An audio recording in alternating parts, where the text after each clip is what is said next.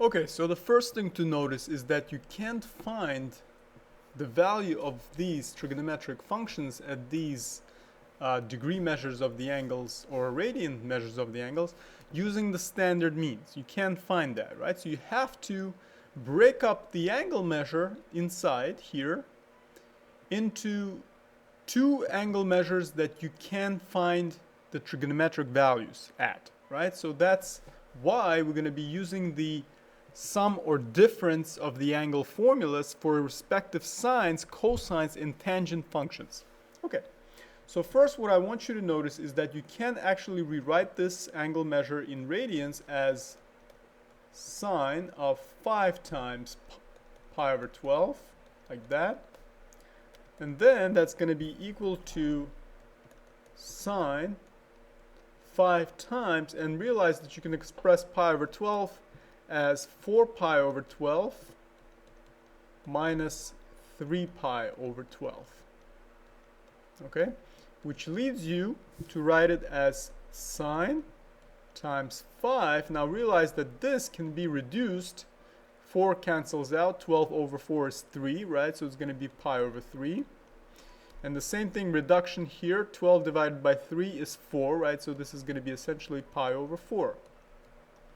So that means now you can bring back the 5. So it's going to be sine of 5 pi over 3 minus 5 pi over 4. And now we're ready to express this using the difference of the angle formula here. As you can see, a minus b, a stands for 5 pi over 3, b stands for 5 pi over 4. Right? So we're talking about sine of 5 pi over 3 times the cosine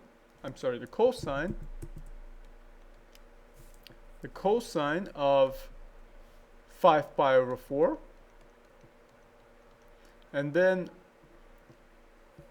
minus, according to the formula here, minus the cosine of the first one, the a value, 5 pi over 3, times the sine of 5 pi over 4. 5 pi over 4. Okay. So now we know that sine of 5 pi over 3. 5 pi over 3 is going to be in quadrant 4.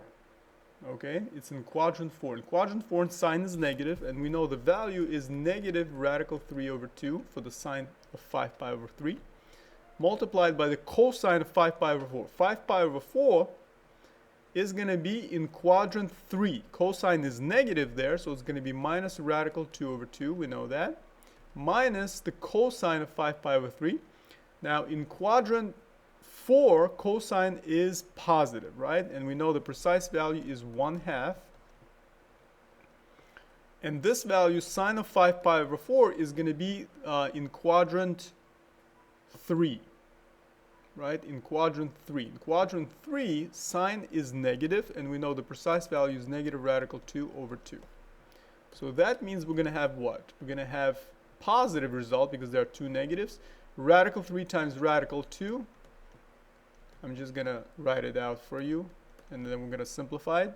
Now, 2 minuses give you a plus, right? So that's going to be 1 times radical 2, which is radical 2 over 4. So radical 3 times radical 2 means you can do this. That's allowed. You can combine it into a single fraction because they have the same denominator 4.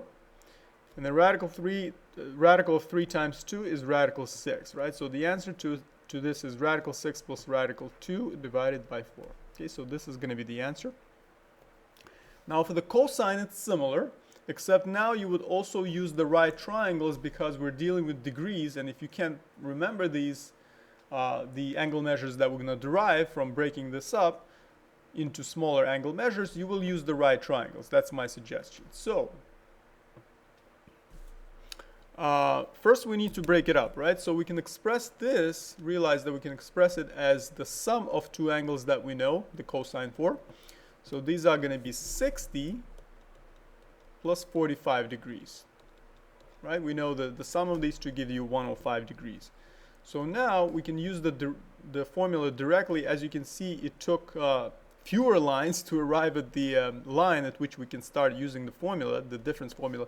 In this case, we already found the next step allows us to already use the angle addition formula here. Right, so we know using this formula on the bottom here that cosine of a plus b is equal to cosine a cosine b minus sine a times sine b, right? So that means we're going to have cosine of 60 degrees times the cosine of 45 degrees, the b value. Now, keep in mind, the difference here is that in the first formula, the sign changes were the same, like sine of a minus b, and there was still a minus. Here's the other way around. Whenever you have a cosine of a plus b, the sign changes. Be sure that you remember that.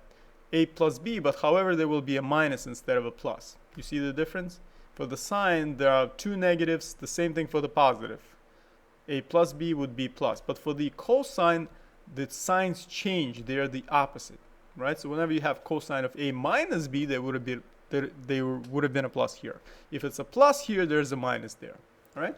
So we have to be careful. We have to subtract now, right? Because that's what the formula says. Sine of 60 cosine of 45. I'm sorry, there's a sine.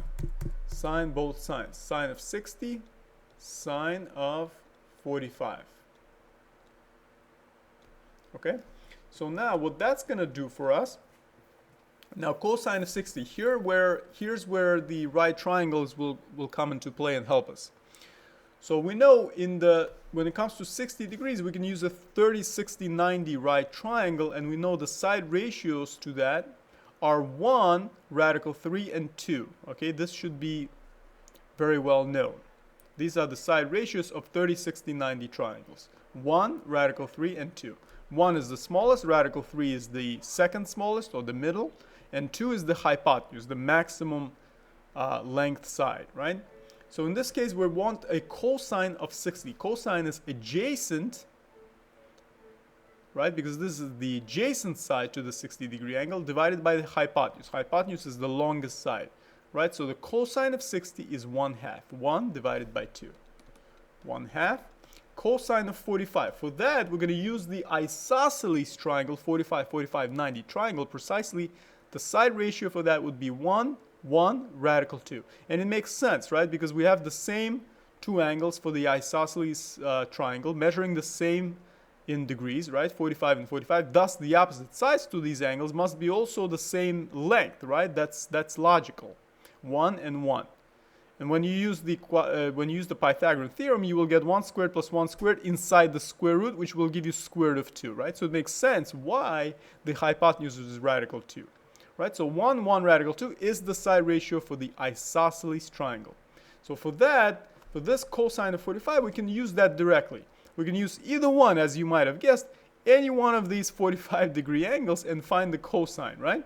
Realize if we use this angle, cosine is adjacent side to this angle divided by the hypotenuse, 1 over radical 2. Okay, 1 over radical 2, or I would just say radical 2 divided by 2, right? That's the same result. 1 over radical 2 is radical 2 divided by 2 if you rationalize the denominator, okay? Or you could use this one as well, and the adjacent side would still be 1, right, to that angle. 1 divided by the hypotenuse, 1 over radical 2. And like I said, 1 over radical 2 is the same as radical 2 divided by 2, if you rationalize the denominator, right? So I'm just going to write this piece of information for you. 1 over radical 2 is equal to radical 2 over 2.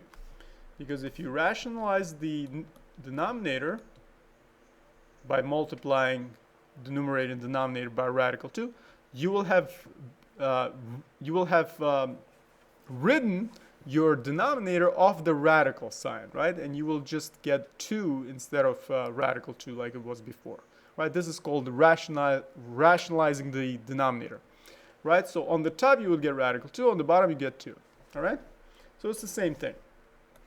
Minus now sine of 60, using this triangle again, sine of 60 is opposite, which is radical 3, divided by the hypotenuse, which is 2, right? So it's going to be radical 3 over 2 times sine of 45. Either one of these angles will work. Let's use the top one, doesn't matter. Opposite over hypotenuse. Opposite of this angle over hypotenuse. 1 over radical 2. We said 1 over radical 2 was radical 2 over 2. So let's write that. So now what we get is, let's see, radical 2 divided by 4 minus this product. Now this product, radical 3 times radical 2, we said before that was equal to radical 6, right? Essentially, radical 6 divided by 4, the product of the denominators. So as a result, this answer is radical 2 minus radical 6 divided by 4. That would be the answer. Now in the final example, it's a little bit more complicated because the formula is just a little harder to memorize maybe, or maybe it's easier depending on who you are. Some students find it easier, some students find it harder. It's up to you. Some students like the idea of, memorizing, fractions. So it might be easier for you. For me, it's personally harder. I just don't like fractions in general compared to non-fractions. In any case, here the easiest way to memorize is to see that the signs are the same for the numerator and the parentheses of the original input of the angles, right? 8 minus b, there's also a minus on the top. However, there's an opposite in the bottom, 1 plus. Be sure that you memorize 1 plus, okay? There's an opposite sign. If it were plus b, then this plus would have been there, but there would have been a minus, all right? So the opposites are only in the denominator and the original, right? But the same signs are going to be in the numerator and the original input. Okay, but before we use that, we need to actually break this up. How would you do that? You realize that you can express this as the tangent of two radian angle measures. We can do it like 3 pi over 12 minus 4 pi over 12, right? We can do that, and that would give us exactly minus pi over 12. Then that becomes, if we reduce each fraction, this becomes pi over 4, right? Because 12 over 3 is 4, minus pi over 3, right? Because 12 divided by 4 is 3. So that gives us, using the formula here, tangent of pi over 4 minus tangent of pi over 3 divided by 1 plus tangent of pi over 4 times tangent of pi over 3. So let's see what that gives us. We know tangent of pi over 4 is 1. Let's put that down. Minus, now tangent of pi over 3. Now, as you know, when the tangent gets closer and closer to pi over 2, tangent of pi over 2 is undefined, right? It's infinitely huge, right? You can't define it. It's undefined. So that means since pi over 3 is closer to pi over 2, it's definitely going to be larger than 1, that whatever you're going to subtract, and it is, right? Tangent of pi over 3 is precisely radical 3. And radical 3 is definitely greater than 1, right? And then in the bottom, we're going to have 1 plus. Now, what is going to be the tangent of pi over 4? That was 1, right? 1 times, and the same thing on the top, right? Radical 3. So as a result, we have this, right? 1 minus radical 3 over 1 plus radical 3. So these are the answers to these respective problems dealing with sum and difference of angle measures for sine, cosine, and tangent functions. Thank you so much for watching. See you in the next video.